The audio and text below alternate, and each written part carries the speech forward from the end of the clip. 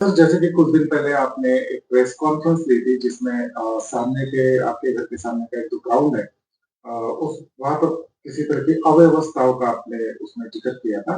क्या पूरा मसला है उस बारे में डिटेल बताइए? हाँ, मेरा नाम माहिर दशरथ भाई पटेल है। मैं ये स्केटिंग ग्राउंड के सामने ही रहता हूँ।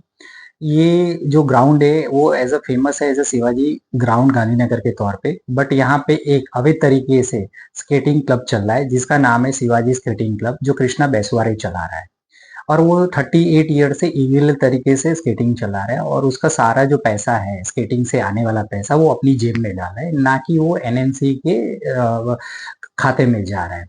उसके बारे में मैंने जानकारी पाने के लिए मैंने एक आरटीआई लगाई थी और आरटीआई दिनांक 27/11/2024 को लगाई थी और उस आरटीआई में मैंने माहिती मांगी थी कि ये स्केटिंग जो चल रहा है उसका मान्यता प्रमाण पत्र, एमएनसी और जो स्केटिंग क्लब चल रहा है उसके बीच का जो खर्चों का विवरण है वो, और स्केटिंग जो रिंग है नीचे जो सीमेंट का प्लास्टर है वो कौन से टेंडर के तहत दिया गया है और पिछले 10 साल के टेंडरों का हिसाब मांगा गया था। बट ये जब मैंने आरटीआई लगाई तब ये आरटीआई लगाने के बाद एमएनसी धर्मपेट जोन के कुछ अधिकारी मिल के साथ मिलके कृष्णा बैसवारे ने ये उसका अपना मोबाइल नंबर मेरी आरटीआई के अंदर डाल दिया गया जिससे मुझे कोई जानकारी प्राप्त ना हो। और हुआ भी सेम वैसा ही। जब ये आरटीआई धर्मपेट जोन से मेन सिविल लाइंस में भेजा गया क्रीड़ा और स्थावर विभाग को अधिक जानकारी के लिए, बट वहां पे भी और उसकी एक कॉपी मेरे घर पे भेजी गई, पर वो कॉपी कृष्णा बैसवारे ने और एमएनसी के अधिकारियों ने मिलके मेरी फर्जी साइन मार के उस कॉपी को भी उन्होंने रख लिया, जिससे मुझे कोई जानकारी प्राप्त नहीं हुई। जब मैं धर्मपेट जोन में गया 30 दिन के बाद भी आरटीआई का मुझे जवाब नहीं मिला, तब जाके मुझे पता चला कि ऐसा कुछ हुआ है मेरे साथ। फिर उसके बारे में भी मैंने अंबाजरी पुलिस थाने में भी शिकायत दर्ज करने पहुंचा, जो मेरे फर्जी हस्ताक्षर जो आरटीआई पे हुए उसके बारे में। बट उस टाइम पे भी अंबाजरी पुलिस स्टेशन से भी पीआई ने कोई भी कंप्लेन लेने से मना कर दिया। उसके बाद मैं नागपुर के सीपी डॉक्टर रविंद्र सिंगल से भी मिला, तब जाके उन्होंने कंप्लेन लेने के लिए बाध्य हुए और उन्होंने सिर्फ एज ए कंप्लेन सिर्फ ली, बट उस पर कोई कार्रवाई नहीं करी। फिर ये सारा मामला जो है उसके बारे में मैंने पूरा एक आवेदन बनाया और उस आवेदन को मैंने अभिजीत चौधरी को फेस टू फेस जाके मिलके दिया और उनको सारी माहिती से मैंने अवगत कराया। फिर भी आज 3-4 महीने होने आए, फिर भी अभिजीत चौधरी द्वारा इस अवैध तरीके से जो स्केटिंग चला उस पे कोई कार्यवाही नहीं करी। और उसके बाद फिर मैंने हाई कोर्ट में एक पिटीशन दाखिल करी है ये अवैध स्केटिंग के बारे में।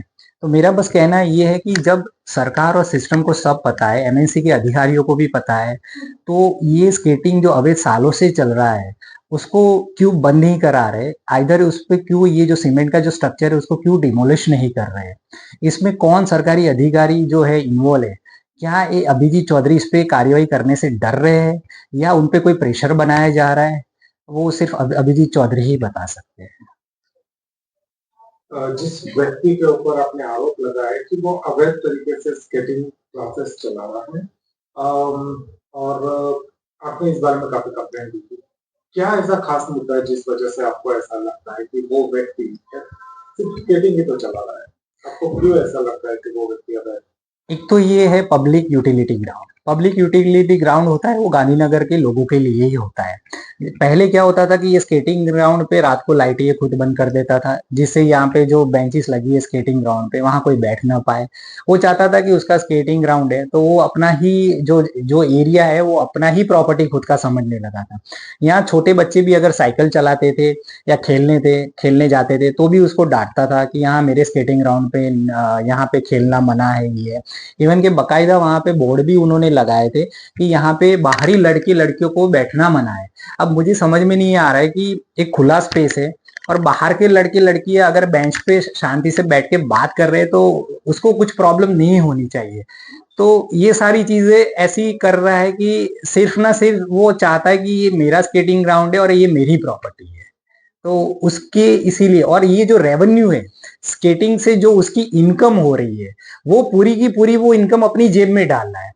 और वो इनकम वो जेब में डालता है ना, वो सरकारी विभाग को जा रहा है, बट ये सिर्फ ना सिर्फ वो ऐसे सरकारी अधिकारियों की सिर्फ पॉकेट में जा रहा है ये भ्रष्टाचार के थ्रू, जिसको चलाने के लिए ये परमिशन उसको दे के रखी है।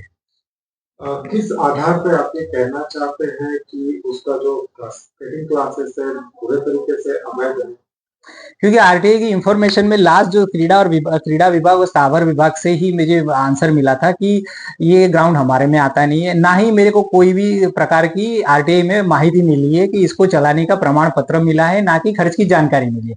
इवन कि मैंने अभिजीत चौधरी को जो आवेदन दिया था कि ये सारा जो मामला का उसमें मैंने विवरण करा था, उस पे भी मैंने एक आरटीआई लगाई थी कि अभिजीत चौधरी को जो मैंने आवेदन दिया है और जो भ्रष्टाचार संबंधी जो फर्जी हस्ताक्षर हुए उसके बारे में भी मैंने आवेदन दिया था और उसके ऊपर भी मैंने एक आरटीआई लगाई थी। उस आरटीआई को भी 2 महीने होना है, फिर भी उस आरटीआई का जवाब भी आज तक मुझे नहीं मिला है। तो इससे समझ में आता है कि कहीं ना कहीं ऊपर से लेके नीचे तक पूरी सिस्टम कृष्णा बैसवारे के साथ इस करप्शन में शामिल है।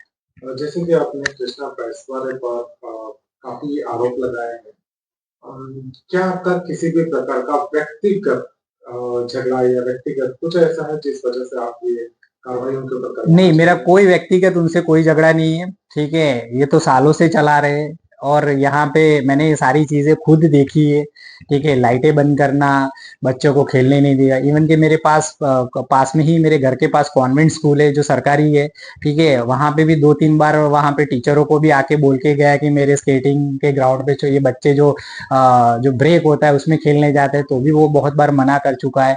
यानी ये सारी चीजें मैंने देखी है, ना उसकी कोई पर्सनल दुश्मनी है मेरे साथ, कि कुछ भी ऐसा नहीं है। यानी आपका कहना है कि जो ग्राउंड पब्लिक यूटिलिटी के लिए होना चाहिए, बच्चों के खेलने के लिए होना चाहिए, वो यूज ना होते हुए वो अपने पर्सनल हाँ, क्लासेस के लिए सिर्फ यूज करता है और उस वजह से काफी लोगों को यहाँ पर बहुत यानी असहायता होती है। हाँ, सेम वैसा ही है, क्योंकि ग्राउंड का अगर आप देखा जाए तो आधा हिस्सा है ना स्केटिंग ग्राउंड में और बाकी का हिस्सा ओपन है। फिर वो जो ओपन हिस्सा है वहां पे बड़े जो बच्चे होते हैं फुटबॉल क्रिकेट खेलते हैं, तो छोटे बच्चों के लिए जगह नहीं बचती है, तो वो छोटे बच्चों को स्केटिंग का जो रिंग बना है वहीं पे खेलने के लिए बाध्य होते हैं। बट उसका क्लासेस जो शाम को चलता है उसकी वजह से ये छोटे बच्चे खेल ही नहीं पाते हैं। तो ये एक बहुत बड़ा मसला है और ये इसलिए लोग बहुत सालों पहले भी इसके अगेंस्ट में कंप्लेनें हुई थी, सब कुछ हुआ था, बट ये किसी ना किसी तरह से ये मामलों को दबा देता है, पैसे खिला के सरकारी अधिकारियों को अपने कंट्रोल में कर लेता है, तो उसकी वजह से ये मामला दब जाता है। जैसे कि आपने पिटीशन दाखिल की है और उसके अलावा आपने एनएफसी में कंप्लेंट की है, सारे तरीके से आपने जो एक्शन लेना चाहिए वो किया है। आगे की आपकी क्या रणनीति होगी, क्या कार्रवाई? अब तो कोर्ट से ही हमें उम्मीद है कि कोर्ट में एमएनसी द्वारा या कोर्ट द्वारा कुछ इस पे फैसला आए और इसको बंद करा जाए और हमें न्याय मिले।